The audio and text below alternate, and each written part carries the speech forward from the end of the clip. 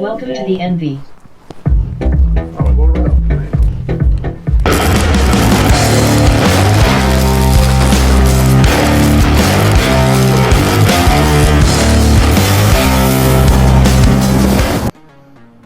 What's up, everybody? It's Vito from Perfect Storm Gaming, and Alan, who's this gentleman? Jasen Baker. Jasen Baker. Hello. And we also have Alan, also from Perfect Storm Gaming. And what the heck is this giant, beautiful, colorful thing? What do we got here, Jasen? Well, this is the brand new Envy, and so thank you, Alan, for purchasing. You were kind of in my driving distance, anywhere from 8 to 24 hours. I'll be more than happy to deliver, I should say. No, I actually had a couple here on the East Coast, so I thought I'd come down and check out this awesome man cave. And then Vito shows up. He's like, hey, talk about the machine. I'm like, hey, you know what? I build this for a living. I think I can do that. And getting rid of me. Now, starting from that, what got you into, like, how did you start getting into all of this emulation, video games, and things like that? Like, what's your background? Please tell me. Well, I mean, honestly, I've always been a big fan of retro gaming. Well, I mean, when it wasn't retro, I guess as kids, you know, we took whatever quarters we could get from our parents' pockets, go down to the arcade game, try to play as long as I could. But I was always envious of the other kids who had all these different consoles and all sorts of different forms of entertainment. So I think first there was that desire to have all of these games playable.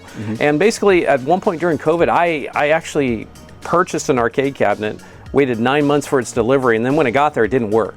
So really it was like a buyer's remorse. I was like, man, yeah, I'm a computer guy, used to work at Google, worked at Google for 9 years. I've been in the tech industry for 20. I said, you know, maybe I can fix this. And then one thing led to another. I fixed it. I ended up making my own drive, and then people started buying my drives. You can even see that video that I have where I'm posing in front of it.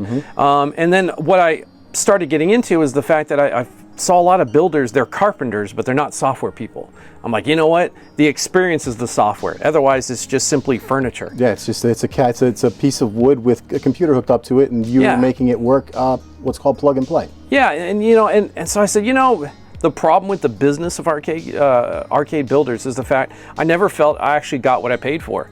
That's it. I just wanted to make my money back, and now I think I can offer something where people actually, what you spend is what you get, and you get that full experience that's deserving of the hard-earned money that you put down. And you want to make sure you got your money's worth. I mean, you dropped probably $8,000 or $9,000 on that particular cabinet. Yeah, a little bit more than that even. Some of them go up to $10,000 depending on the companies. EHA is one of them that are up there. Arcades are fun, same thing. Their prices are reasonably priced and whatnot.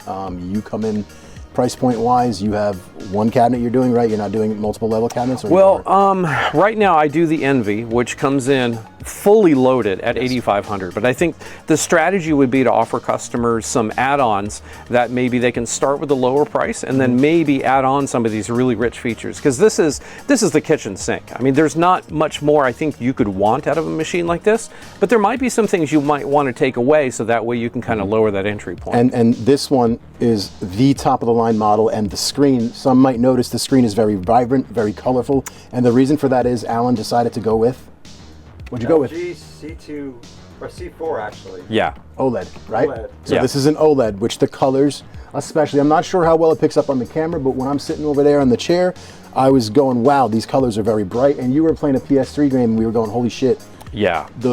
Wow, I was blown away by the OLED. Now I want one on my cabinet at home, which is not an Envy, but I definitely want to upgrade to an OLED. I noticed also your buttons are a little bit different than mine at home. These are the gold leaf buttons, but they're clear as opposed to having the milky white color. So I mean, on camera, for example, the buttons are going to light up because it uses LED blinky whenever we get into a system. Right now there's no buttons because there's no system, but let's go ahead and if we pick, say, even a Technoparrot game, let's actually go into arcade, in which individual arcades have recorded different color combinations. So we'll go into MAME all here. And first of all, this whole artwork was done by Tekkamon Blade, Alberto.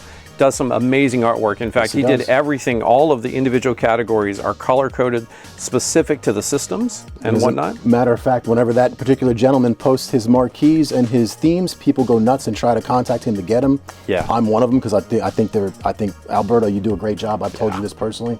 You're the man, buddy. Yeah, his work is impeccable. So I love all the detail. We kind of have this hyperspin look feel, even though we're running here in Launchbox. And we try to do non-intrusive branding as well, right? I mean, there's some people, they're like used cars. They'll slap their brand right on there so you see that first and foremost. But Alan, he said, hey, he wanted this look. I'm like, this is the look that I built for my own personal machine. And surprisingly, I've got I got 4 other orders with where they wanted the same look and feel. So it's a popular art design as well. I wouldn't get it, but I like it. I think it's cool. I think it's really cool. I like the color scheme. It definitely fits. You definitely blended all the colors in very nicely. This is going to be a nice in-depth review from top to bottom of this arcade cabinet. He happened to be a gentleman and be here, so what I'm going to have him do is go over all of the features that he's added and the innovations he's added to this cabinet and the things that he's come up with to make it different than other people's. And then I'm throwing his ass out of here and I'm going to give him an in-depth, honest review. And he's going to take it and like it. All right. Yeah. Well, I'll take honesty. I think that's what I like about moving to the East Coast is you pretty much know where you stand. And I think that's one of the things you like about me is I tell it like it is. Yeah, it is like it is. There's no phoniness like I'm used to with other individuals. So yeah, I don't do fake and I don't do lies. No. So, I mean, where do I start? First of all, I think the experience is about the software. I mean, this is a beautiful piece of furniture at the end of the day, but it's not going to be an enjoyable experience if you don't have the expertise that's been put into it. And since I am natively a software guy for 20-something years now, this is the experience I wanted. Now, I think there's more we can do. There's a lot of fun things that we can do with artwork to make that better, but the experience is going to be there all the way from the intuitiveness of how is all of this massive game collection even organized. So we've got very high level categories you can jump right into, from arcade, comic books, which was kind of the theme that, a lot of games and movies are based off of this, and they have all my favorite comics. Well, let's face it, people at home watching this, how many of you collect comics? Probably 90% of you, maybe more. This is the shit. You're gonna love this. Well, as a kid, that was my dream. I wanted to have a comic shop. I would go in there, and I worked at a comic store when I was a little kid bagging comics, and I would get paid in comics in the Marvel universe, and so what I couldn't afford, I always hustled for. Me too. And so now with the comics category, I got 16,000 comics, and I'll have more if people want it. I've had a job since I was 8 years old, working like it was 1933 in a sweatshop. It's true. Ouch. I'm not kidding. I worked at a pharmacy, 8 years old, up the street from my house. We were broke. I didn't have money for shit. So some things here, it looks like I need to change, and I'll just go ahead and do this. I wanted the comics to all appear in the wall view. So what you get here is you get that beautiful display of the different comics. So now, it's funny, this was my favorite. I remember I used to lay this out on the table because as the original Marvel Universe, this was one big... it was a fight scene. Yeah, one extensive scene where, they all line up together if you open up the covers and whatnot. That was cool. So we've got comic books because it's more of a retro experience, and not everybody loves every category, but every category has something somebody loves. That was really the theory. Computers, this is a different genre. In fact, I may actually try to optimize this as a different add-on because we have old computer games. I'm not finding a lot of people playing them. I don't even touch. Do you touch them, Alan? Barely. You know when I touch them, when I skim right on through it, right by it. But they're, They don't take up a lot of space, though. No, right? which is true, and they don't. And I like having it on the drives because it's like, all right, well, I got everything from the start of video games It's a museum. until, yeah, exactly. Well, for example, I think one of the primary ones, there's really 2 categories, is the MS-DOS system. I grew up, one of my first introduction to computer games was the game Pirates from Sid Meier's. And you can play that on here. They even had joystick control support. But one thing I'd like to point out is, when it came to the experience, so here's one, Advanced Dungeons and Dragons, right? I used to actually play this on a PC that somebody else owned because I couldn't afford a computer. But what I tried to do with every experience is recreate it like it used to be. So when it comes to the old MS-DOS games, hopefully when this loads up, you're going to see an 80s bedroom scene with the computer. That's cool. So now in this game here, it's asking you to interact with it. So I include a keyboard, a wireless keyboard and touchpad with everything, so that way you can interact with this. There you go. And here's the thing. I think when it comes to building these, I see people just toss in accessories. This is a fabulous tool. Built-in touchpad, it feels like a laptop. It's a full-size keyboard, not a little, the old BlackBerry keyboard, which you can't really do anything. You can manage a system all day long. And the fact that this has got a wireless USB, you can use this around the house. So everything I put into this cabinet, I wanted to make sure it had a purpose. To even kind of go on other features, if we're going to go on that tangent, when I look at how is space allocated, I've seen it where people have this massive undercarriage and nothing is being done, or it's a big empty cavity on the inside. So in this cabinet, for example, we have a pull-out drawer. So it's a push soft open. Pretty sweet. Right? And this is as big as I can get it. Literally, all of the free space is used here. You can fit a racing wheel and pedals in here. Right now, we've just got some light guns that we put in there. Yeah. You can fit a small child, baby Jesus, you know, take whatever you want as a surprise. I mean, my fat cabinet. ass can almost fit in there. That guy in a little coat. That guy in a little coat. Yeah, it's now you may wonder, well, wait a minute, why do you have this carved up on the side? Because that other side is a full-size home theater subwoofer. Yep. And so what you're not hearing, especially for those that watch on mobile, is this is like a club. This is pumping. Like this When you thing hear this. pumps. The sound on this bad boy it's loud. I was thoroughly impressed. It's basically an actual sound system. Yeah. It's not a Logitech computer sound system with which I'm not knocking it, but most of the arcade cabinet companies out there, I've got one myself, uses it. And the one I've got at home is just as loud. If you guys have watched my live streams, you know I'm always screaming, turn it down. I can't hear.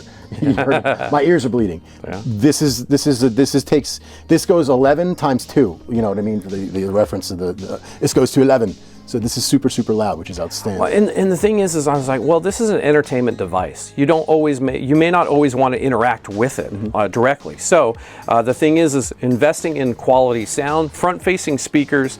In fact, these speakers here are also enclosed, replicated much like a real speaker. So we've got wood coming out in the back here, and then we've got a very small cavity here, which funnels in. And basically, long story short, what it does, it makes a massive mid-bass coming out of these 5 1/4 inch speakers.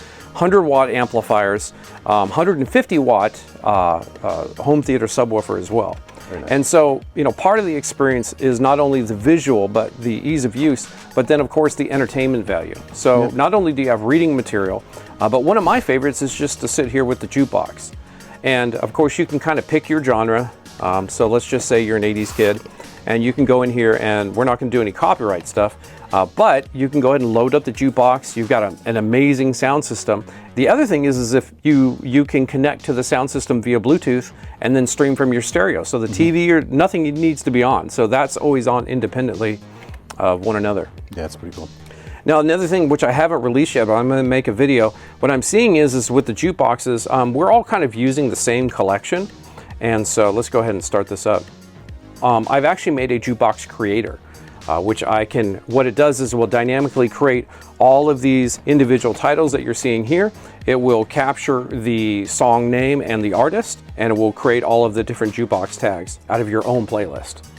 So hopefully after this video publishes, I can kind of show that off. And if for those of you at home going, Vito, you're doing nothing but a commercial for Jasen Baker, it's positive, blah, blah, blah.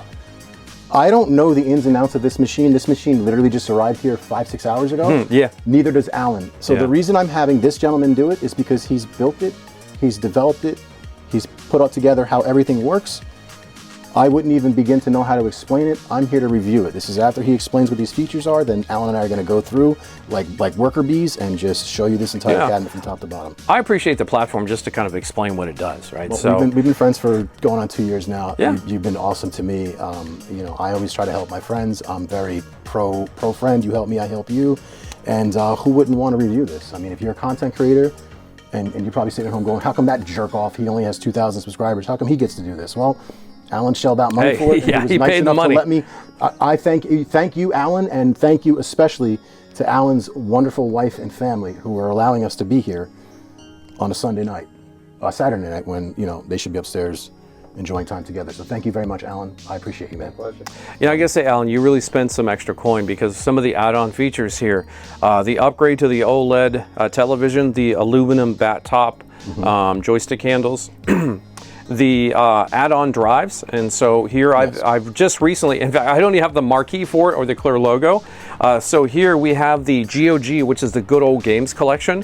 These are PC games. Now these are copyright DRM free, so there's no hacked necessary. 5,239 PC And it's games. all good games. And some of you might be wondering, why does that pop up? It looks like it's an in-between when it's loading things, correct? Yes, and so sometimes there is not a video snap available, or I still need to download it. This collection I just recently put through, So it's probably- so I'll it might not change have this everything. to the preferred view. I prefer, and speaking with Alan, he changed it to this view, right? Customer's choice. But for a quick demo, I have chosen the wall view. Which is and cool. I like this because you get the box art. Yeah. Right, so you can see here we've got the different versions of Quake. I mean, everything here. So you've got good old games, right? Games that were older, but these are all PC compatible. So the cool thing about this also is about 98 and 99% of these games are all Xbox controller compatible that I've verified. Okay. There's ways to inspect software to see what kind of inputs it does support, and so I did that before doing any of these imports, and my report came back about 98-99%.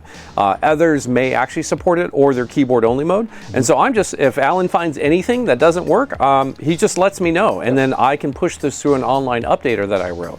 So the more feedback I get, the better. Yeah. Now, what's the total terabyte in here? Ooh, okay, so the GOG collection alone comes on a 26 terabyte drive. We also have a new add-on drive, which includes the PS3 and generational type games.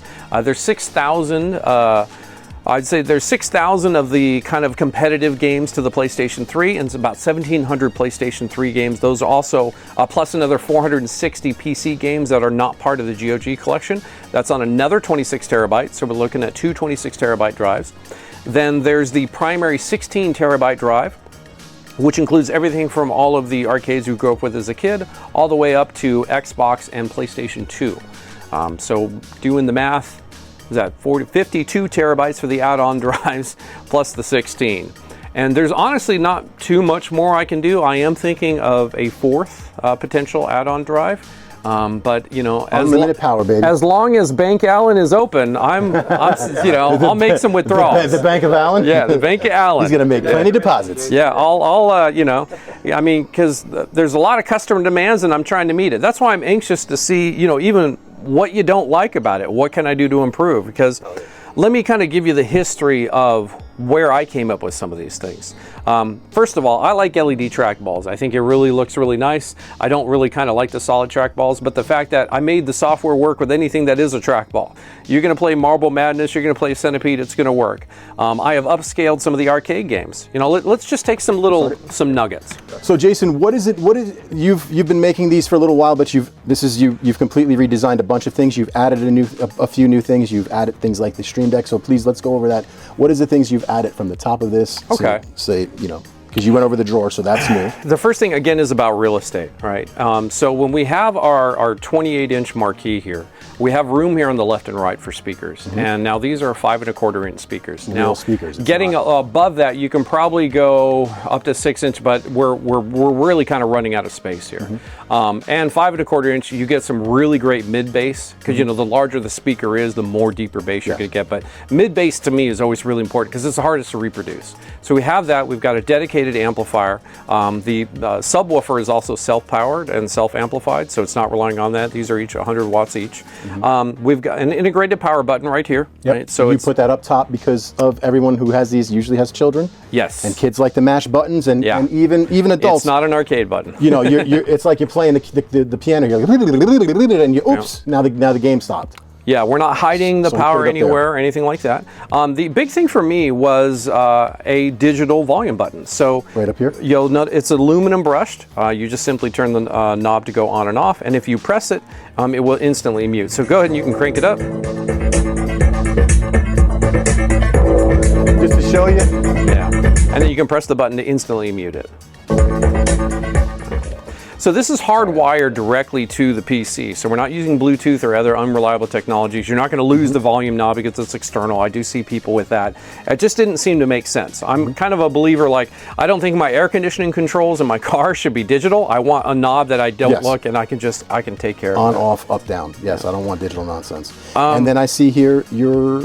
I'm sorry, you want to keep going to marquee? Yeah, so, well, 28-inch digital marquee, I mean, we have that ongoing debate. I think because the marquees came from arcades, this is the size of the marquees, and when we look at the realistic bezels, which I hope you show off, they're done by Orion's Angel, by the way. Shout out to this guy. He makes the most awesome realism experience. None of us have ever made it. There's no cabinet builder who can't take credit for it. It's Orion's Angel, the guy. Definitely buy him a coffee for making some of those.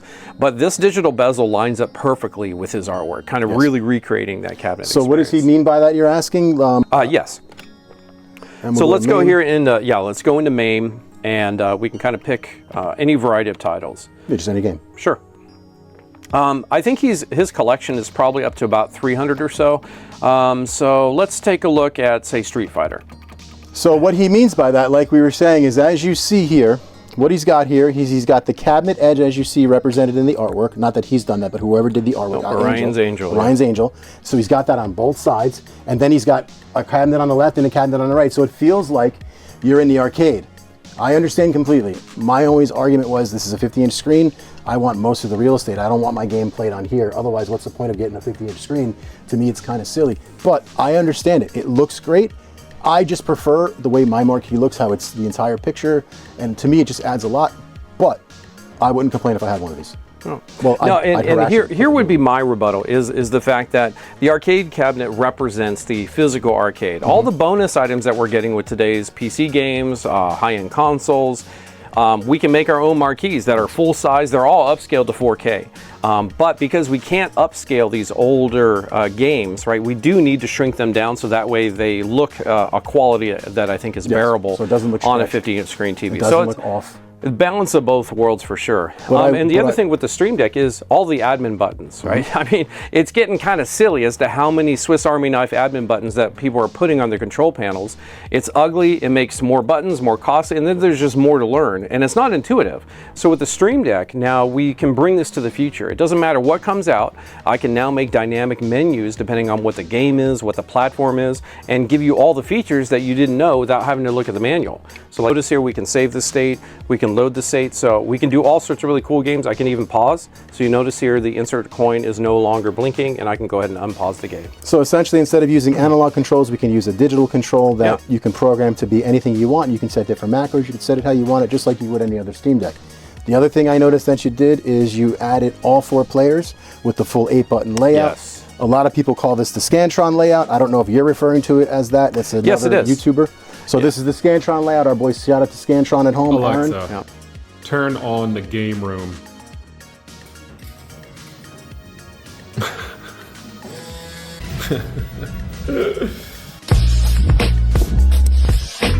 Let's f***ing lose. What's up, gang? Welcome back to the channel. In the game room, and what you see behind me is a humongous overhaul. Scantron at home, Aaron. Yeah. What's up, buddy? So these are you know, a homage to him. I have the same button layout because I loved it, even though I don't have an EHA machine. I love the way the buttons looked. I thought it made sense. It does fit your hand better because you've got it tightened a little bit better. Yeah. So when you're here, and you also angled these players off a little different, so 4 grown men, as you said before, can fit comfortably here, even though it's a smaller deck than mine. Yes, sometimes a bigger deck isn't always necessary. Most of you ladies would disagree. Well, they love big decks. You know, when it comes to 4 guys in one deck, you know, it depends on the angle. It depends on what you're into. Is 4 guys, 1 deck. 4 guys, 1 deck. Yeah. Well, so the strategy here was, no judgment. First of all, is you know, I come from the IT world, in which basically when it came to software, the rule was if you touch it, you fix it. And so one of the issues that I see is getting these into the homes of the customer. So the first thing that I always noticed was, okay, well, we have these cabinets that kind of protrude, and sometimes they're very difficult to take on or off. So I wanted everything nice and clean and integrated.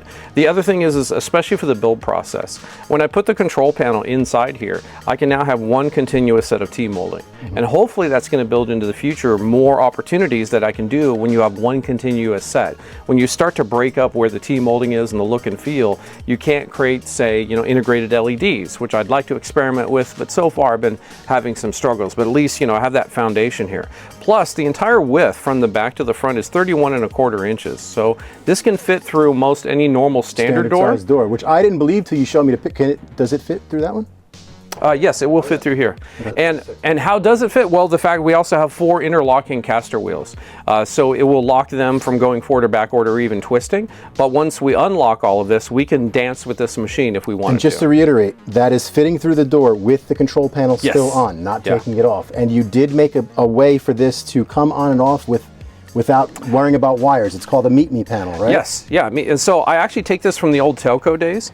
So when the telephone company would bring in a phone line, so one of the inspirations here was from the telephone company. Now, what the telephone company would do is when they would bring a phone line to your house, they bring it to the box, and then you're responsible from the box to the wires in the house. And so this is one of the concepts here. As you can see, there's a lot of complicated wiring. In fact, Alan went crazy. He even installed, he even wanted me to add a Dolphin Wii bar, which I've kind of discreetly hidden right under here. Yeah, it's in a good spot. So, and there's all sorts of wiring because he wanted 12 volt, 24 volt power, and the buttons and boards require 5 volts. So we got 3 different voltages, all sorts of things going on here. But you don't need to understand the complexity. All you have to understand here is I have USB ports, and the USB ports are coded blue for the blue cables, and then we have power ports which are also color coded. Green for 5 volt, yellow for 12 volt, and then over here we have red for 24 volt. Very nice. We also have other USB cables that are white. So you plug in the blue into the blue, the white into the white. Once you unplug this, there's 4 screws to take off this control panel, and the entire thing lifts off. We can have this removed in less than 2 minutes, and you're not going to really break anything, because when you put it back together, you're just matching the color to color. Which, that's one of the things that I noticed about your design that I brought up to you, was the way that it originally connected. It was dangerous because you could damage the artwork. Correct. You saw what I said and you're like, okay, let me change it. You changed it. It looks great.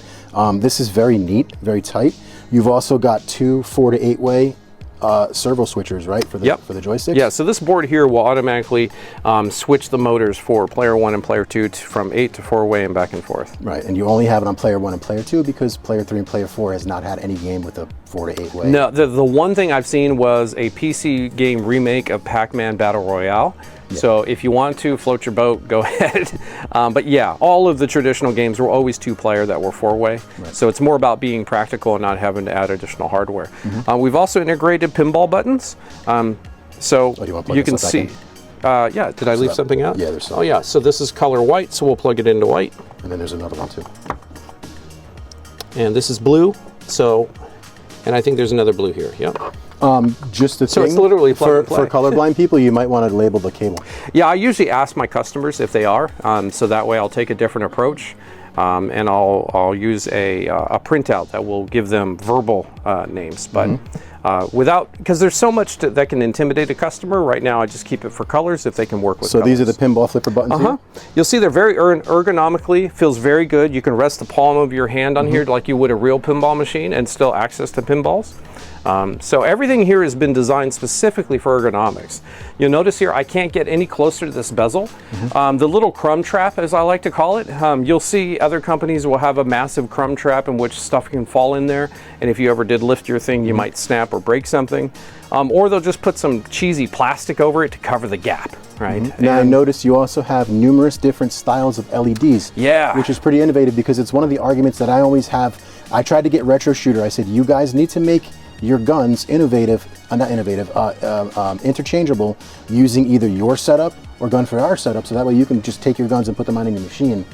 And no one seems to get it, but you've actually changed the game with it by adding basically all the LEDs for all the big companies. Yeah, Alan again is one of those guys who wants to experience the world and what it has to offer, so he asked for all the LEDs. Now we have a toggle switch in the back that will turn on either the Blamcons, which also are completely compatible with Retro Shooter, surprisingly, yes. Or in this case right now it's in the Gun for IR mode right now. So you've got the two on the bottom, 2 on the top, then you've got 2 on the side, which is interchangeable with Blamcon, Retro Shooter, and Gun for IR, which is my preferred.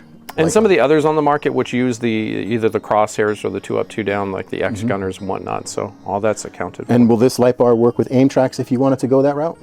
That's a good question. I don't know if anybody's ever using aim tracks, but technically it could, because all it's doing, it's producing the red LEDs, but you'd have to turn off these front ones, and even then it would probably be better for shorter persons because of the position. So I designed this because I think when you're on the Wii, you kind of want that casual holding it by your waist side. We also just used before the Wii, it worked fine, and we used the light guns as well and everything. You didn't have to turn anything off, so it worked. Yeah, no, this is discreet enough that holding a gun up high, the LEDs here shouldn't interfere. Which is great. Yeah. So. And you got your spinner knob? Yeah, so this is all included. So the spinner, and I even go into the crazy stuff into which I've actually configured all the MAME spinner games to the exact tooth count or turn radius for each of these.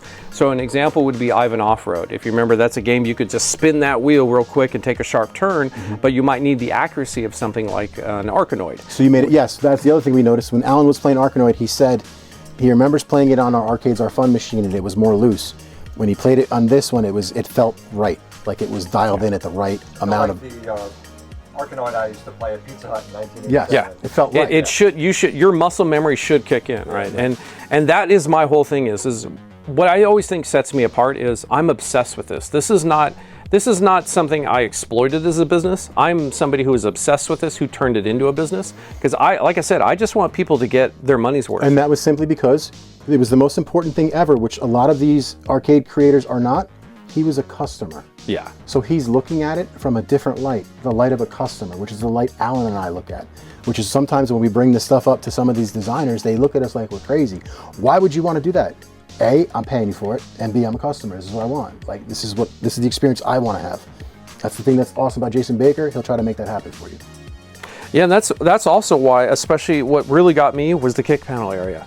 This was such a huge waste of real estate and not having an area to really kind of store the products. I've seen some great innovation where they'll put a drawer under here. Slides left and right. It's pretty big, but it's meant more for show because they'll foam it out and it's custom to only the products that either maybe you bought. And I said I want something so universal it accommodates all of the retro peripherals. And the largest peripherals I can think of are rifles. And so I had a customer who actually is they have Aliens light guns. Yeah, those will certainly fit. Aliens light guns will fit in here, along with a full steering wheel and pedals. And I like the fact that you can put your feet under it and sit right at the cabinet. Yes. So with extra layers of drawers, you can't put your feet under there. Correct. Remotes.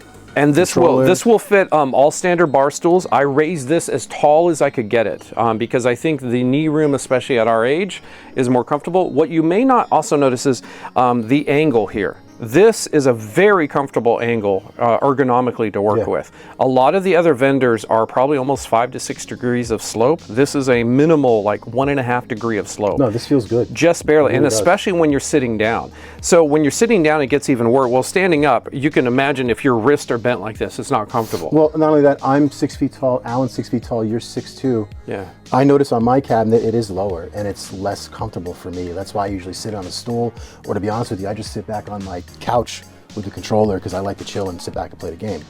This is kind of cool because it's definitely, it's not uncomfortable. It's, for a tall guy, it's comfortable. I like it. Well, surprisingly, and when you bring up kind of sitting down on the couch, that's why I went with this kind of slope. I've seen the slope of TVs go really far back, which is the way the old retro did. You have a hard time. But because a lot of people can play with Xbox controllers, so what we did because of this design, we actually designed this so in order to bring less of a slope, we have to be able to bring up this top panel as far as we can without intruding on these two buttons. So I really like the angle of the TV. It's almost near vertical, but you could sit on a couch still far away and play all the games that you would want on a console for long gaming sessions. I like the steel bezel. That's really cool. Ours is like a plastic or whatever it is, or not knocking it. I like it, but that's a nice finish. I mean, it does add some extra cost, but I think it's that kind of posh. Well, this is the premium cabinet. Yes, you're not getting the Two Guys arcades. This is a premium cabinet. If you want Two Guys arcades, go buy it, or Good Guys arcades, or whatever the hell their name is. Go buy it from them. This is Integrum Retro from Jasen Baker. This is going to be premium. This is what you're paying. You're paying for premium. That's why, as of right now, you're not offering a lower model because this is the. I sell so many of these. At my current employee account, the wife and I mean, this could be our bread and butter. But I also do sell the Marksman, which is designed, reuses a lot of the components here, which is why I can offer a separate machine. It's very similar to this, but it just doesn't have the front control. And the Marksman is your dedicated light gun cabinet. Correct. Yeah. Now we're talking about light guns. We're going to touch on this quickly. Anybody who watches my channel knows I'm obsessed with light guns. You know I've reviewed his light gun drive numerous times. I've used his light gun drive numerous times. He's kind of known as the light gun guy because he's the first one to make it to where it's a pain in the butt. There's so many different systems that trying to configure everything. He's made it to where you just plug it in, you load it up, boom, it works. And he's done that with every light gun that's come out on the market, which is huge. So if you're a guy who likes different light guns like Alan, like this right here, this is the Blamcon light gun. It does look like the GunCon one, but this is Blamcon light gun. We'll be doing a Blamcon review in the next couple weeks. Yeah. We'll be hopefully the first ones to do it. Thank you. I don't think anyone's ever said this to you. Thank you. Well, no, I even released open source automation. Yes. So that way you could automate MAME. PC games with the Moon Shooter and Techno Parrot. The funny history is I used to just pre-configure guns and then send out a drive to somebody and realize that, oh, everything changes. Windows can change it. So I literally taught myself how to code to create the automation that auto-configures these games for these light guns. And it's literally thousands of lines of code because I didn't realize how complex it is on how it interacts with different platforms and different games. And so now I've extended it to joysticks, so I can auto-configure joysticks and even steering wheels, which I haven't released to the public. But there's a lot of automation because my whole goal is it's quality of life. We don't have a lot of time to play these things, and we don't want to be messing with configuration. Right, I just want to play. Yeah, and so software automation is required to do that. So I'm proud of, I mean, I built some skills, so it's a fun challenge for me, but it's awesome to see people, they're like, that's it, you just plug it in, that's it. Personally, I thought you releasing that to the public was crazy, but then when you explained to me the reason why, I go, you know what, Jason, just like I said, he's a sweetheart of a man. And like, let me tell you something, I'm capitalism to the max. I ain't giving my secrets, you ain't giving shit, it's mine. Nicest guy in the world. Well, you know, it's twofold. One, sword sharpens sword. And so there's a lot of contributions. We're here, this community was created on people who provide, so I need to be able to provide something back to the community. But also in a way, it's credibility. There's a lot of people who claim that they have these features, but if you ask the question, they didn't write the software, they don't know how to support the software, and so I'm just showing there is a source to where a lot of this is coming from. So if you're looking for that expertise, I mean, that's something I want to offer. But for those, I'm already starting to see it in public builds, which is pretty awesome. Yeah, no, I'm pretty it's sure never even hurt business. I'm pretty sure that's in every single build. I thought it would murder your business, and it has not. It's made it growing because, as I've said in the past, this man doesn't just put together a collection of games. He makes this work with that work with this. This is automated. This works with that. You tie your shoe. This works. You're like, you go outside, your car's started. You're like, what the hell did you do, dude? Yeah. Like, you know what I mean? It blows my mind. I could never figure out how to do it, and I'm glad as a customer, as a guy who's half Mongo that doesn't know what he's doing. I'm glad there's guys like you because it makes it easier on guys like me. The other thing that you did was the cool thing that I broke your balls about. I was like, yo, you got to add what is it? HD recoil. What do they call it? Well, there's MAME hooker, MAME hooker integration. So I was breaking your balls. I go, well, you're Mr. Coder. Can't you just make one? And then he's like, screw you. He's like, I'm busy now. Leave me alone. Yeah. Which usually means I put something in his head, and then like the next day he's like, look what I figured out. I go, holy shit, that's amazing. So you have built from the ground up your own total recoil. Yeah. That's what you're. I like the name. Yeah, the branding is Total Recoil. So basically, light gun games, they send out telemetry data of what's happening. You know, there's a light that's turned on, there's a recoil happening on the gun, you're taking damage.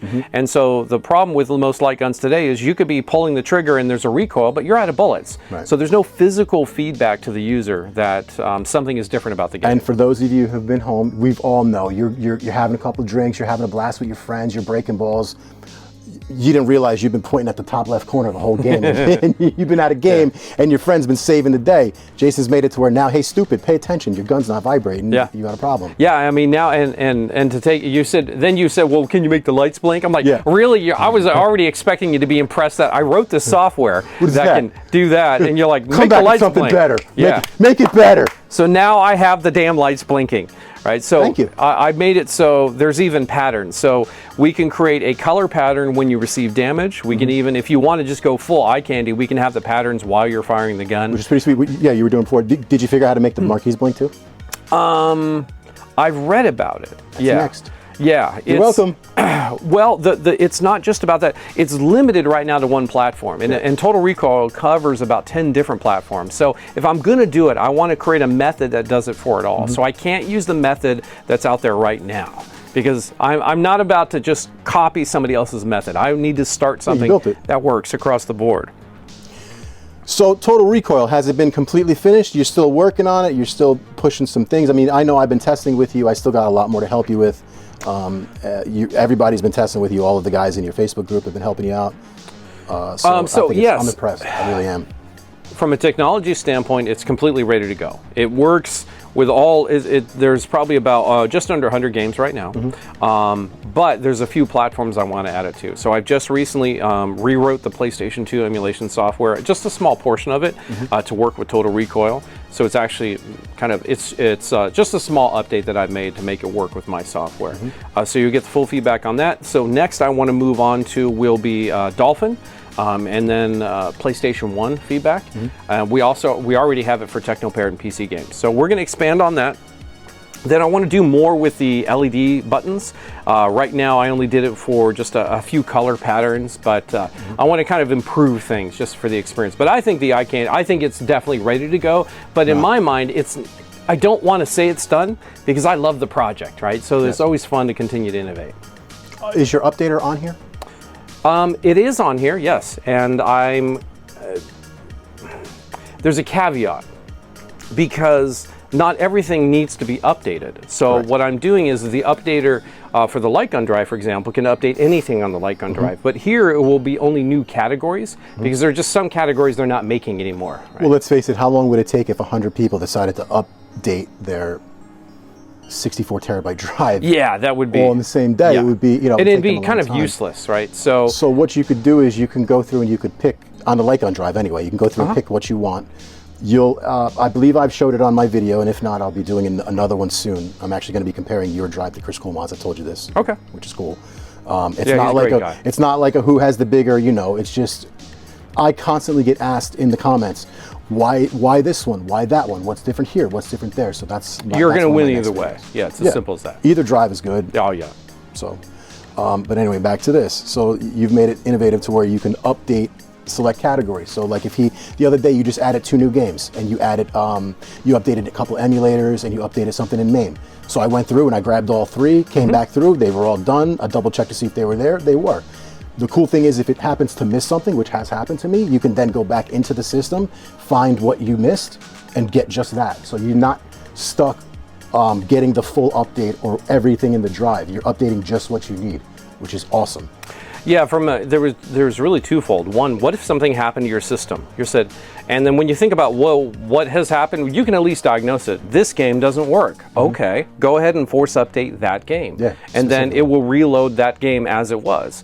And so this way, you kind of have a little bit more control. You're not just clicking the button, not even sure what you got for that time and effort. Like when you added the other systems, the 8 and 16-bit classic systems, I think that took me 2 hours to get the whole thing. Yeah, from scratch. Again, that's great. 2 hours is great. I mean, it's it's enough. And I have pretty high-speed internet, which you're always shocked with. My internet's pretty good. Yeah, I'm up in Maine. I use SatLink myself. You still got a monkey out there rolling a wheel. It's beaming up to space. So what else did you change and what else is new on this? Well, let's see. So we've covered So this is the back, a little bit different than mine. Mine has a similar setup, but it's a much larger, much heavier drawer because Jack counterweights it. You do it a little bit differently. Let's show off what you got. Yeah, so one of the things, because of the unique lip that I kind of is my branded look for each one of those, it's impossible to tip the cabinet over forward. Awesome. I mean, good luck. The amount of weight it would take to overcome that little lip is nearly impossible.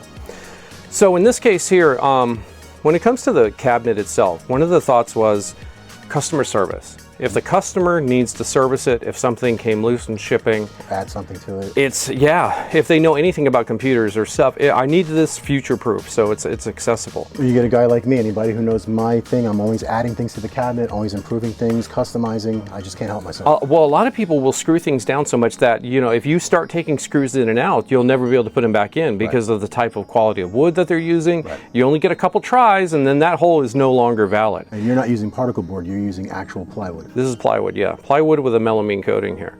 I like to call this a keyless entry system. For some reason, a lot of people are putting locks on a private cabinet. Doesn't make sense. It's silly. If you lose the key, good luck. I mean, you're going to damage the cabinet.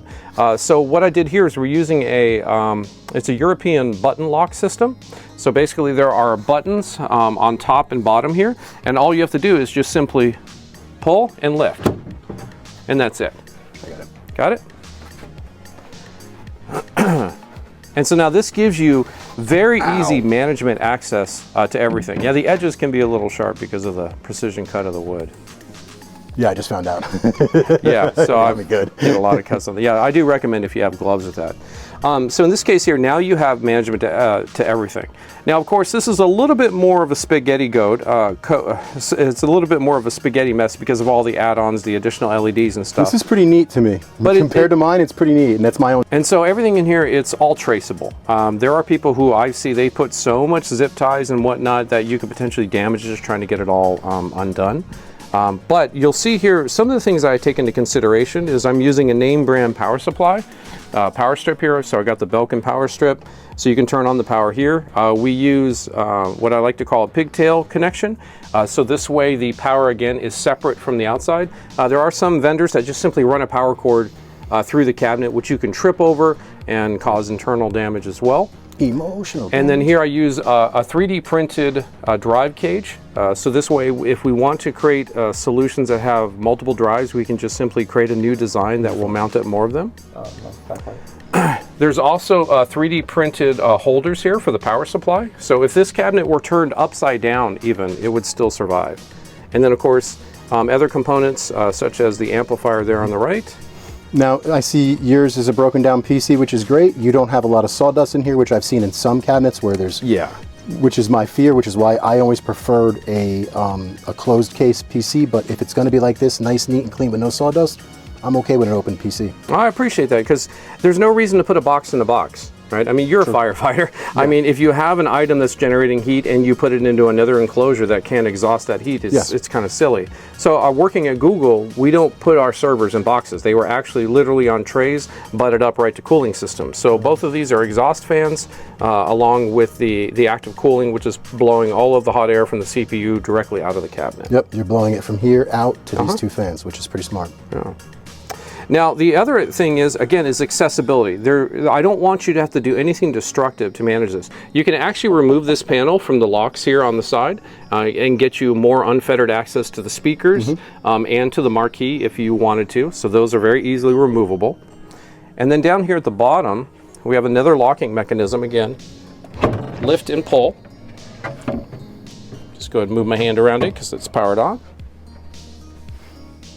And here you can see ginormous subwoofer. Yes, so you can see what I've done. Every square inch of space, if it can be used for something functional, it is. Which is great. You know, perhaps if you left this open, you know, my cat would probably sneak in there and find it. But a subwoofer inside this enclosure, you really kind of improves the bass. Kind of like when you move a subwoofer to a corner. And not only that, it gets you the ability to get in there and clean out the dust, the cobwebs, and things like that. That will form in there. So this is great because it gets you to you have the ability to clean it out without taking all this stuff out. This is wonderful. All right, awesome. Yeah.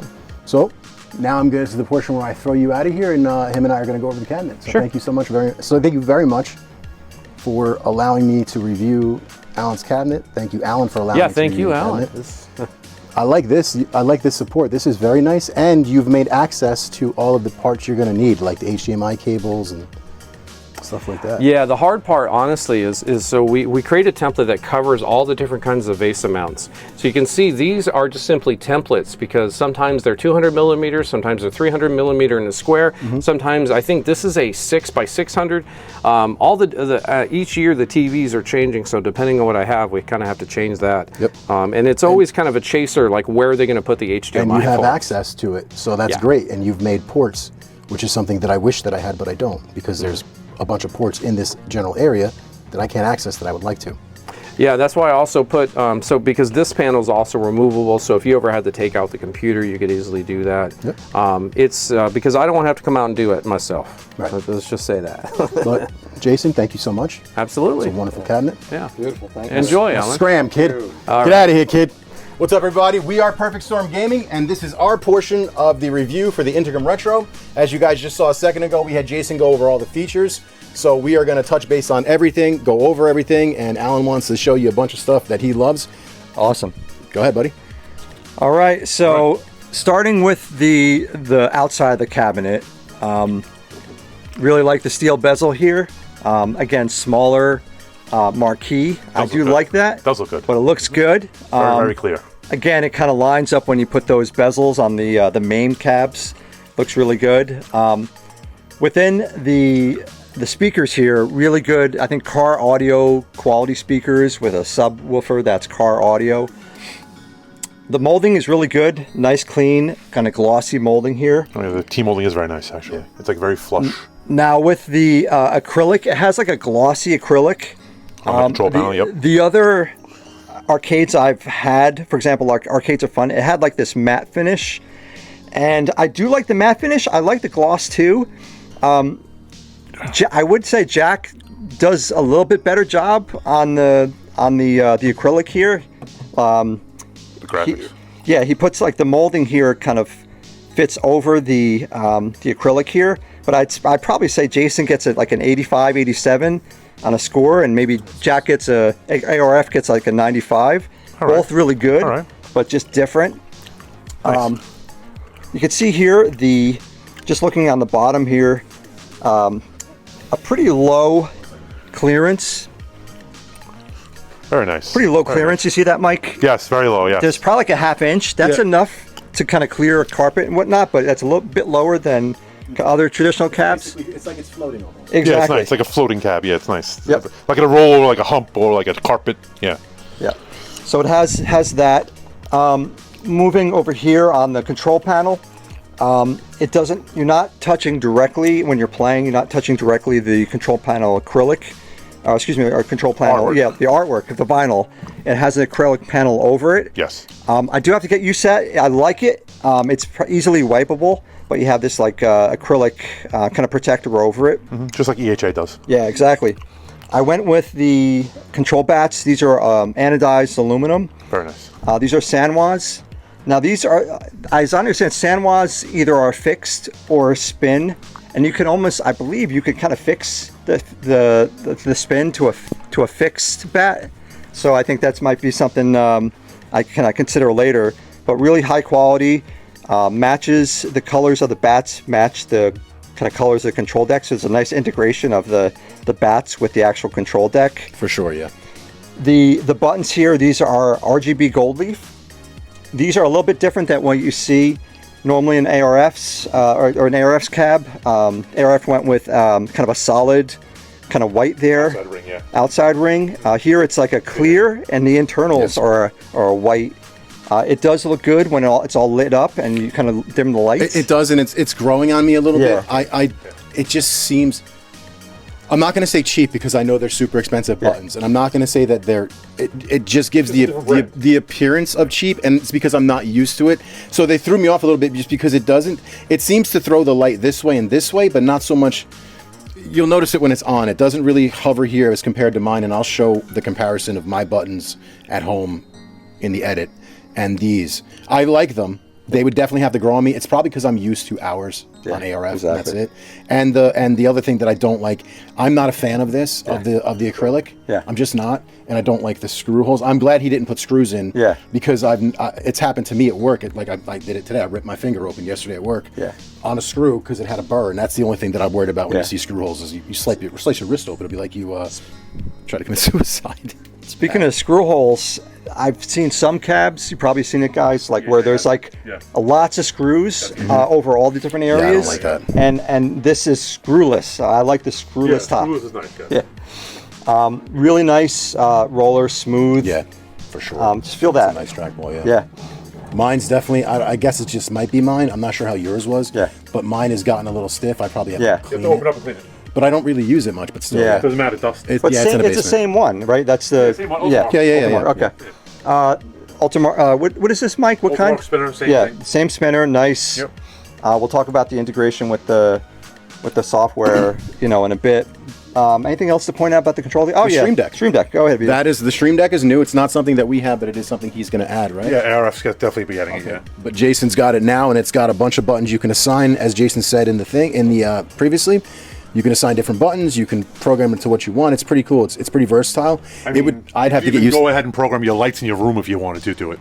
I mean, there's a lot of stuff you can do with it. If you know the software, there's a lot of stuff you can do with it. Which is a dope, innovative feature. The thing that I love about this cabinet is it seemed to take an old school cabinet and bring it into the 22nd century, maybe in the 20. Like it's a very futuristic cabinet. Everything is high scale. Like if you watch Arcade Adams' video, he just did a video where if you press a button on there, it turns all the LEDs on the machine on. Then you press the button, and it turns all the LEDs off. So you can do a lot of stuff with that. There's a lot of extra buttons on there, as you can see. Yep. That's pretty cool. Shout out to Arcade Adam, who's got some amazing accessories. Around here, steel bezel, kind of following the same steel in the marquee area. This has integrated gunfire IR and Blamcon placement of sensors. So There's the gunfire R's use here, both, yep. here, and here. And I believe he utilizes all gunfire R sensors, which are a Yes. step up from Retro Shooter, and I'm not sure Blamcon, so I'm not going to comment on that. And then he's got as the setup for. Go ahead, continue. Setup. Wait. We were talking about the gunfire. So he's got gunfire sensors and other light gun sensors. Oh, like Blamcon, yeah. Blamcon, Yeah. retro shooter. Retro shooter, yeah. And I think that's, yeah, so I did go with, just, we're on the topic of this area. I did go with LG C4 OLED screen. Which it really, really highlights the machine. And Mike basically told me, because I wanted to do the LG also on my machine at home, and I didn't. And then I adjusted the color schemes and things like that. Yeah. It brought it close to this, but it's nowhere near in comparison. The OLED definitely is a step up. I'm not sure how much Jason's going to offer the OLED, but bug him till he gives it to you. I think it's an awesome. It really does make the retro games pop in the colors. Yeah. What's really interesting about the OLED, particularly the LG C4, they apply a bit of an anti-reflective coating to it. So I don't know if you guys see it. It's a little bit better, like in high light situations and stuff. You know, it helps the contrast of the screen. Looks good. And then moving down, I did go with the inputs for both the 12 volts, and I went with the inputs for the 12 volt and the 24 volts. So they're here in the little silver things. There's a plug for the 24 volt because you don't want to put a 12 volt plug in a 24 volt hole Yeah, because you'll short stuff out. There might be some sparks. And then and then there's some USBs on each side. Jason did add buttons both on the left and right side for when you're playing pinball. Exactly. Pinball buttons, yep. Got the Integrum Retro logo here. I think it's super cool. It's got an 80s theme. You can see I went with kind of this Jason's kind of standard look is staple, but kind of made a little bit of modifications here and there. But I like the 80s, cyberpunk 80s color wheel. Very nice. You know, bright, vibrant colors. Moving on here, I did. I missed the whole Wii period of playing Wii games in my life, so I wanted to go back and play all those games. I never played Super Mario Galaxy. Wow. So Yeah, me too. I was like, what is this game? I wasn't big on. I didn't have a Wii either. Yeah. I had a GameCube, and I skipped over that, and it was PlayStation 3 and PlayStation 2. I still have my Wii. Yeah, that's awesome. And I started playing Super Mario Galaxy, amazing. But there was installed here a Wii light bar, so kind of low profile. Very nice. I assume you just got to stand a couple feet, you know, back. 5 feet away back. And the more important thing Yeah. is it did not interfere with light guns, which a lot of times when you have the Wii bar up here, it'll interfere with light guns. You have to turn it off or disable it. Yep. Just moving down, nice, you know, black melamine finish below the control deck, and then it's got, you know, the acrylic here, and then on the bottom here it has a push-out drawer, Very and nice. you could fit a ton of stuff in you here, could fit a light person in there, guns. Keyboards, etc. And you can see here, you know, as I pulled it out, you may have seen it in the other clips, but you see the nice plywood finish. Really nice touch, really clean looking. Very nice. Smells good. So I put all my light guns in there. Smell like fresh box? It smells good now, beautiful, like but wood. give it a couple months. Yeah, fresh cut wood. It smells good. Depends on what you put in there. Then it could smell bad. Yeah. And I went with, I love the Guncon 2, so I had to have me the Guncon 2. So you I shot got the them Raymond. from Ray Dye, and then also went with the Guncon Blamcon, so they're in there as well. Yep. And we will be reviewing those in the future. Yep.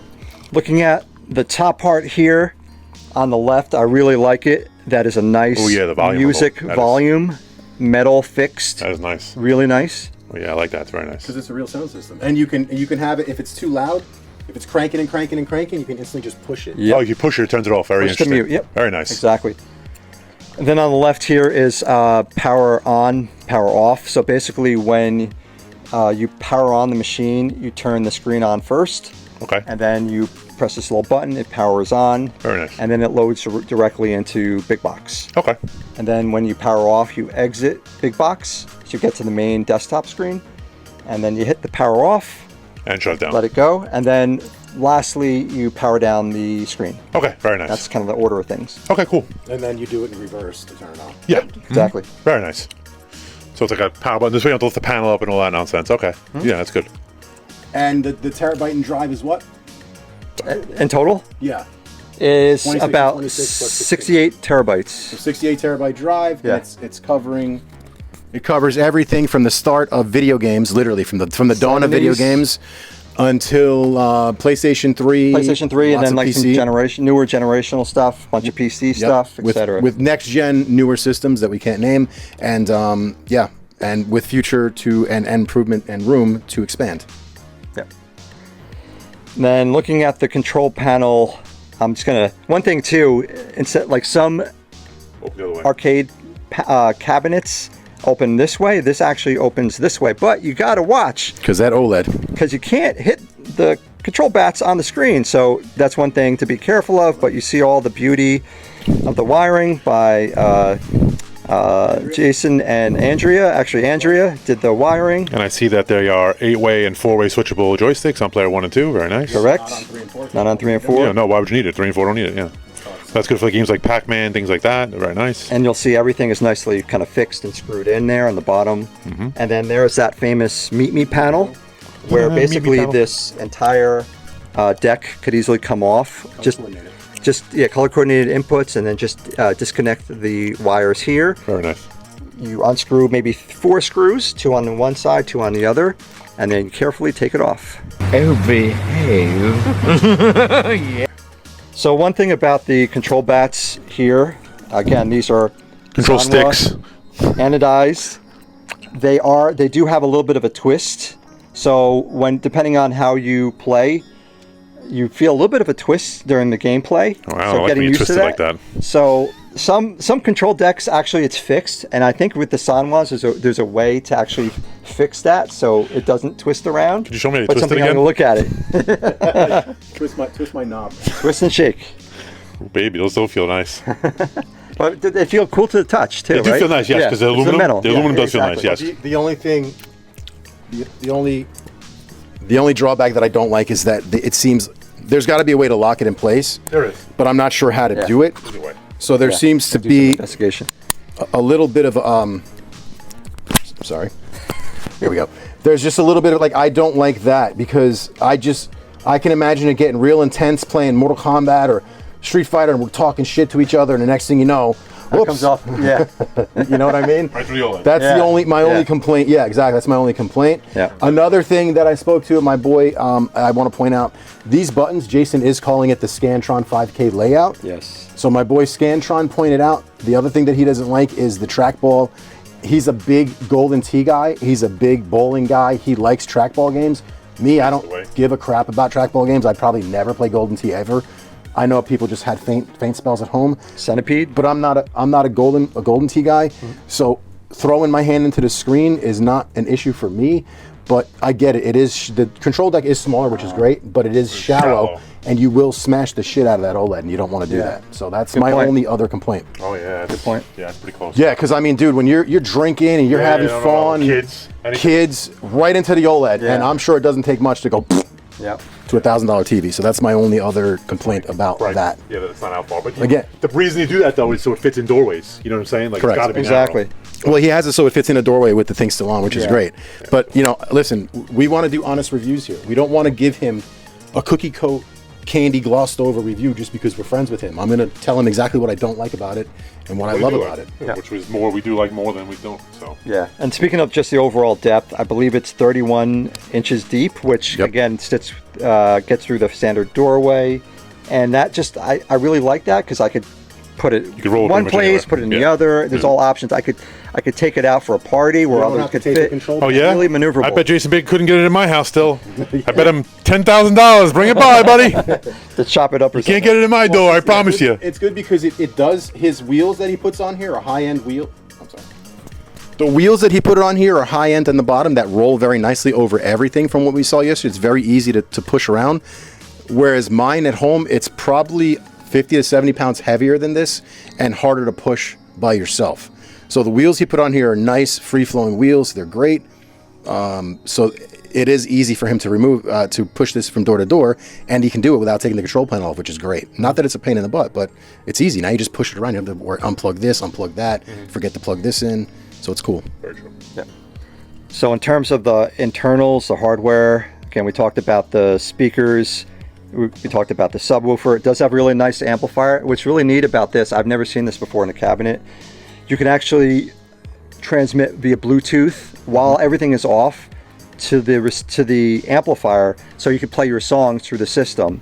So it basically acts like a an outdoor speaker or something, or it's a jukebox, jukebox basically.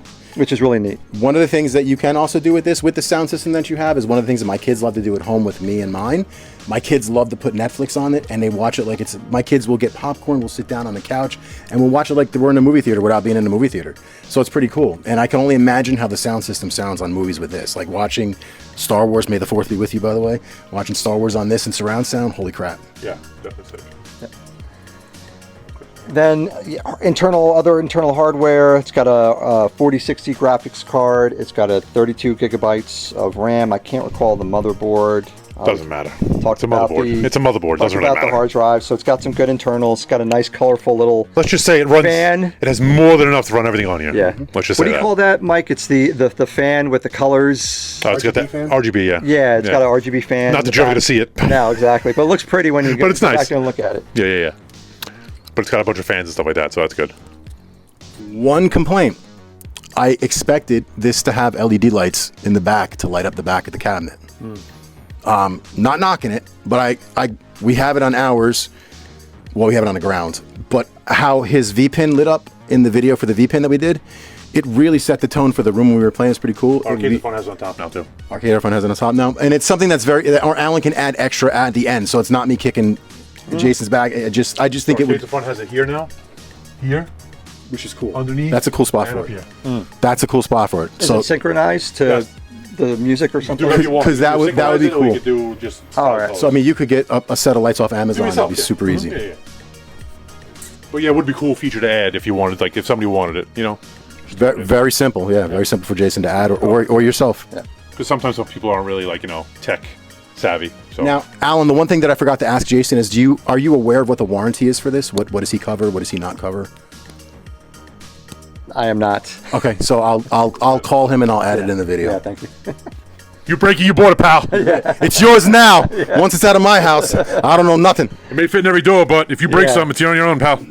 No, okay. Yeah, I didn't see that on the website. It's a good point. Yeah, no, because I asked. I just trust him. It's No, good. because I asked Retro Shooter and I was shocked that it was only a year. Yeah. I was like, oh wow. Retrocade. Retrocade. I'm sorry. Ask Retrocade at the interview. Yeah, I shocked. imagine like the drives have a certain warranty, right? Everything is That's kind of different. manufactured. Yeah, Stuff is manufactured. I'm not talking about computer stuff or the You're talking TV. about the I'm talking hardware. hardware. This is going to be interesting with the control panel because ARF has a lifetime. Lifetime, which was one of the selling That's features. pretty for me. awesome.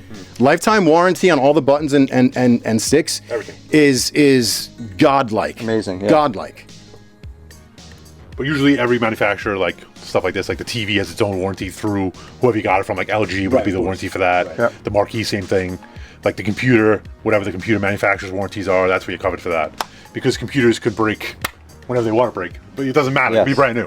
So, I mean, it's covered by warranties by manufacturers. So what you could do is like I have my Best Buy Total Tech warranty. If I were to buy one of these from Jasen Baker, I would get the OLED myself, have it shipped to him, or I would have it. I would have it shipped to him. Yeah, then you got the Total Tech. So that way I got my Total Tech warranty for 2 to 3 years. It covers everything. So if somebody sneezes on this TV wrong, or somebody does bash it with the thing, my Total Tech warranty covers it. So it would be replaced. That's actually where I got this from. You did? Yeah, Best Buy. Did yeah. you get the Total Tech Yeah, warranty? yeah. You're a man. there you go. See? There you go. See, Alan's the man. Yeah. You. All right, Alan, and back here we have the PC, right? This is a PC not in a case. Some places put them in a case, like arcades are fun. I kind of like them in the case because it's in one spot. I don't have to worry about dust and things getting in there.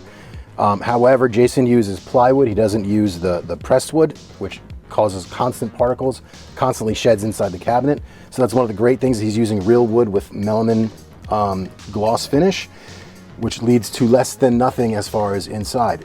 And as Jason explained, he's got these button hooks here that easily connect, and you can easily put the back on. He's got a bunch of USB port splitters here. You have RGB fan. You've got the graphics card. Here you've got your power supply. Do you know what the power, 750 power supply, very nice. Here you've got the discs caddy, printed out. I think he said Arcade Adam printed these, right? Or he printed these from something? Printed them 3D himself? printed 3D somehow, printed, yeah. yeah. Then you've got a nice little setup over here for the power supplies and things like that, and for everything to be plugged in.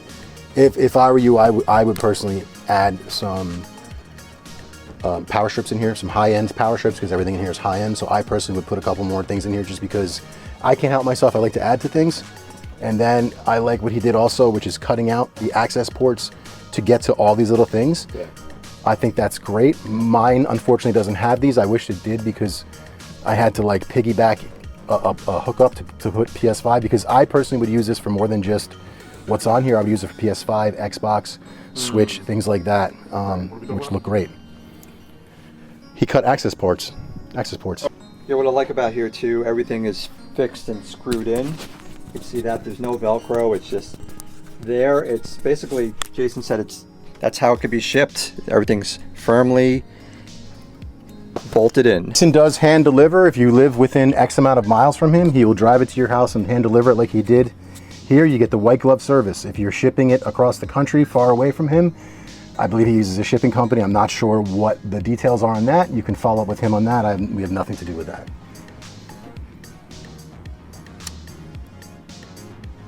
That's it. This is the PC. This is how it connects. He also has it to where you can lift that up and access the subwoofer or the drawer. So if something drops into the back of there, it's very easily lifted up, clean out of there. Do you want to demonstrate that real quick?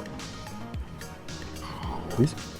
Because you're smaller than me, I'll block the camera like a goddamn fat eclipse. Oh. Voila. See that? Okay. Zoom in there. Eureka! You can access right in there, no problem. Got the big ass subwoofer. Everything's good to go.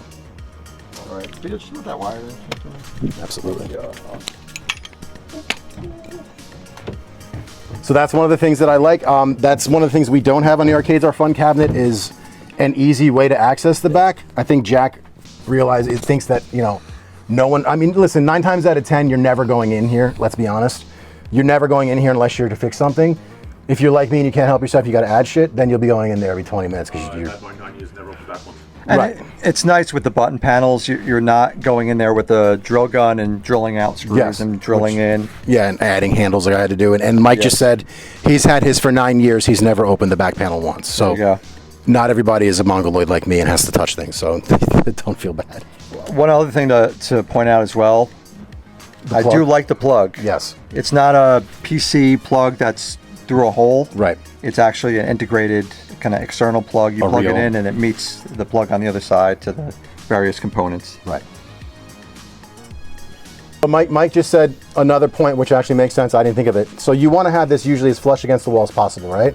Alan has a little thing here so it doesn't ever really get flush against the wall. If you had it flush against the wall, that cable would bend and eventually you would short the cable. Yeah. So great design. No, great idea. Yeah. But maybe if there's a way to put it, you know what, probably not. No, You could there's no way build. to do it. Well, you could build. They do make a flat plug actually, like a different Or a plug 90 head. degree or A something. 90 degree plug head. 90 you could degree probably plug do. would be That'll good. Make it flush. Yes. Or you could build in a little, Like indent. yes, like a little, like a bump in. Yeah, like to someone where, requested it. Yeah. so that way it doesn't do that. Yeah. So that's Just one thing I'll point out. Design not a features bad that could thing, be not a changed. good thing. Just to point it out. Well, dude, I'd rather have everything good and bad than just all good because it's just that looks like we're bullshitting. No, So, yeah, I agree. But yeah, different. You know, not everything's going to be rainbows and kittens and puppies.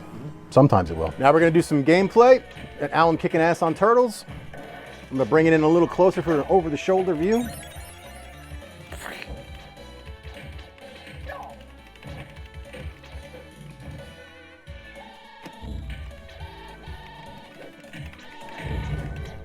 Let it show! Let it show!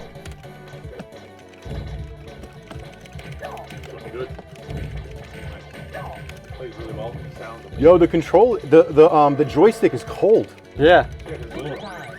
That's pretty cool. I wasn't expecting it. Like caught me off guard. And it feels good on my the gash that's in my hand. I sliced my finger open yesterday. Oh shit. At work.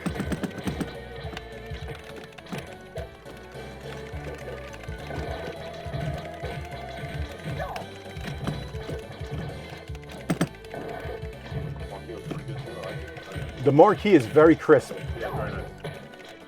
It almost looks the same type, well not quite, but it almost looks close or similar to the same design or quality, mind you, quality of the TV. Yeah. But you see how vibrant the colors are, Mike? On the, just everything. On the OLED, it definitely enhances the picture, for sure.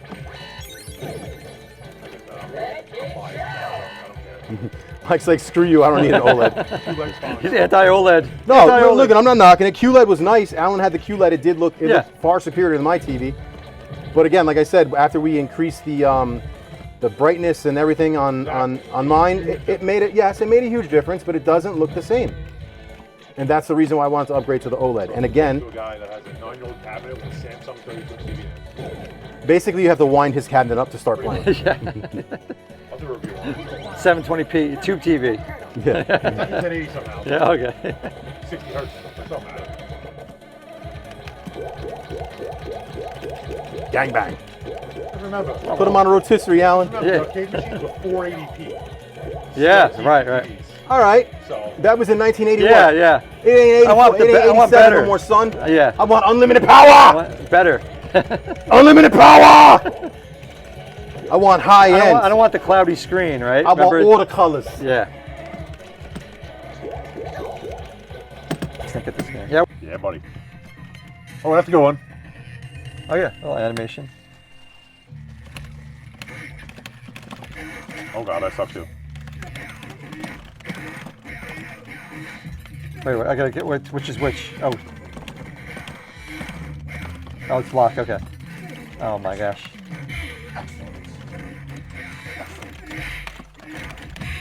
Oh. Multi-mic wins. Oh yeah. Oh my gosh. Sub-Zero. Playing? Huh? Were you playing? No. He was playing. No. He's playing. Were you even in that game? He's playing possum. No. Yeah, right. Yeah, right. Now you're gonna roll through like. No, I stink at this game. Man can't jump. I'm decent at Street Fighter, but not. This is alright. Yeah. I played in my arcade, gosh, but I I wasn't a didn't huge fan.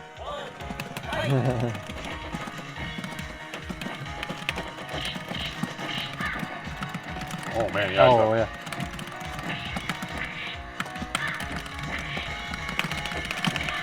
Yeah, no, I'm not good.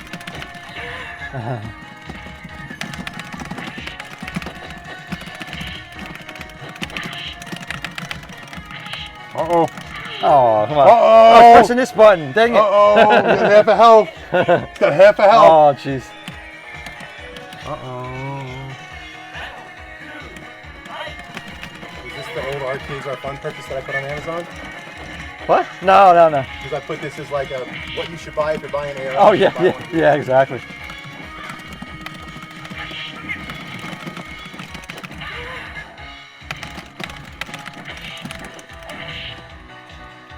Oh god. There it is. Yeah.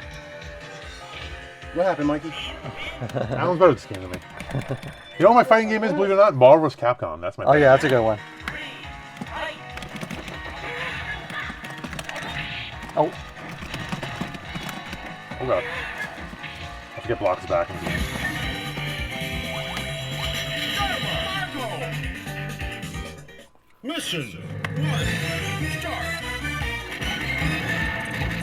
oh wait, that's me. Okay.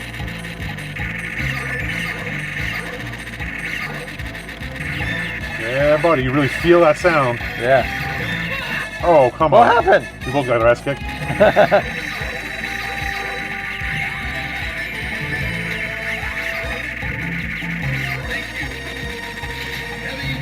Wow, Alan just deboed the heavy machine gun. Oh boy.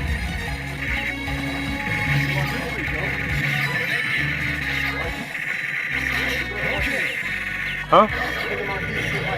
Yeah, it's pretty good.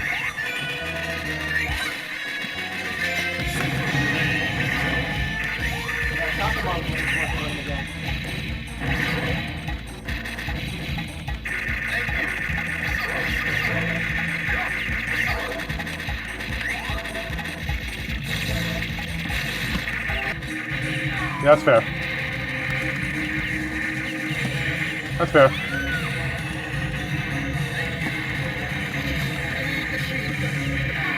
Oh my god.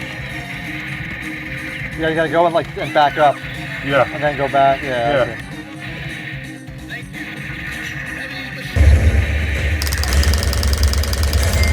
Amber bonus.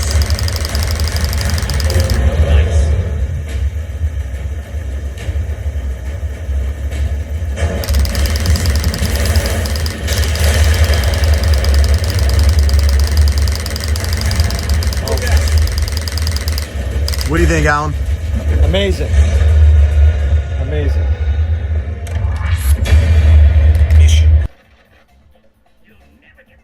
It's total recoil. Jasen Baker's, what is it, your version of MAME hooker?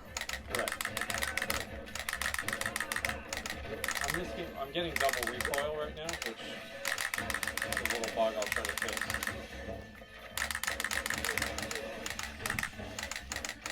But first of all, you'll see that I can create a pattern when we're firing, and there's a separate pattern when we take damage. So I'll take some damage here. You can see the rainbow effect of a boom. Yep. So it's everything lights up like crazy, yeah. So I probably just got to look at the code to see if it's this game or why we're getting this telemetry data. Damn it. All right, guys, so you just saw we did a bunch of gameplay. I did a bunch of over-the-shoulder views. We saw one light gun game playing with Jasen Baker and Alan from the other day when we were setting them up. We're not going to go into too much gameplay. This is all about basically the machine. The drive we already know works. We've done videos on it before. Yeah. And the outlooks of the button. So I personally love the machine. I gave you my pros and my cons. The only thing that would ever prevent me from getting one of these machines is the marquee. Other than that, that's the only thing that I personally don't like, which I've said to Jasen to his face is nothing, you know, listen, I like it. I understand the design feature. I understand the reason behind it. I just think bigger is better, and I love having the full real estate of the marquee.